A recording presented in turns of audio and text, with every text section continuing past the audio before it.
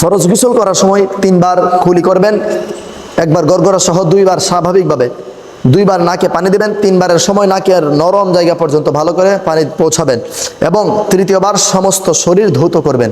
অর্থাৎ যদি পুকুরে গোসল করেন ডুব দিবেন, আর যদি পুকুরে গোসল না করেন ওয়াশরুমে করেন, সেক্ষেত্রে মগের পানিটা প্রথম কাঁধে একবার, 2য় মগের পানি বাম কাঁধে, 3য় মগের পানি মাথায় দিয়ে, আবার যত পানি দেওয়ার ইচ্ছা দিয়ে সাবান দিয়ে ভালো করে সমস্ত শরীর ঘষে ঢলে পরিষ্কার পরিচ্ছন্ন হয়ে আবার আপনারা পানি ব্যবহার করে নেবেন ইনশাআল্লাহ।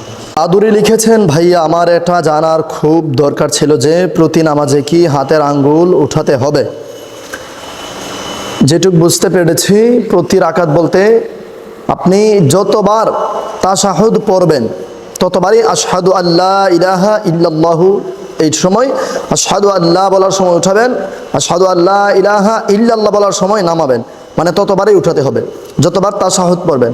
আশহাদু আল্লা ইলাহা ইল্লাল্লাহু ওয়া আশহাদু আন্না মুহাম্মাদান আবদুহু ওয়া রাসূলুহু। আশা করছি বুঝতে পেরেছেন। এরপরে মুক্তামণি লিখেছেন, অনেকে তো চোখ বন্ধ করে বসে দুরুদ শরীফ পড়ে, তাহলে কি নামাজ হবে? না, নামাজে চোখ বন্ধ করার কোনো বিধান নেই। তবে যেমন জাহান্নামের কোনো কথা যদি আসে তখন চোখ বন্ধ করা, হালকা হালকা করে একটু বন্ধ করতে পারবে।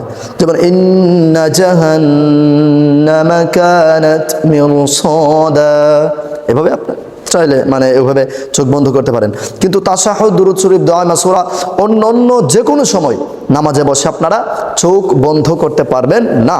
চোখ বন্ধ করার কোনো বিধান নেই, কারণ আপনি যখন নামাজে দাঁড়ান তখন আল্লাহর সাথে আপনার সাক্ষাৎ হয়, আল্লাহর সাথে আপনার কথাবার্তা হয়।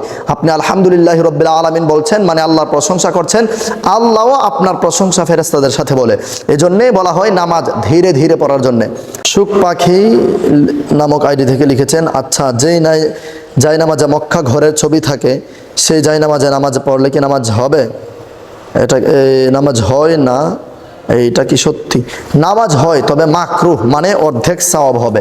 ধরেন আপনি নামাজ আদায় করার কারণে 100% সওয়াব হবে, কিন্তু মক্কা ঘরের সামনে মক্কা ঘরে যায় নামাজ আদায় করলে 50% সওয়াব হবে। কেননা মক্কা ঘর, আল্লাহর ঘর খানায়ে কাবা অথবা মদিনা শরীফ আপনার পায়ের সাথে সমান হয়ে, আপনার পা সমান সমান মানে নিচে, যার কারণে কাবা ঘরের জায়নামাজে নামাজ আদায় করা মাকরুহ। এই জায়নামাজগুলো ইহুদিরা তৈরি করেছে মুসলমানদের ঈমান নষ্ট করার জন্য। জায়নামাজে, এইসব ধরনের জায়নামাজে নামাজ আদায় না করাই উত্তম।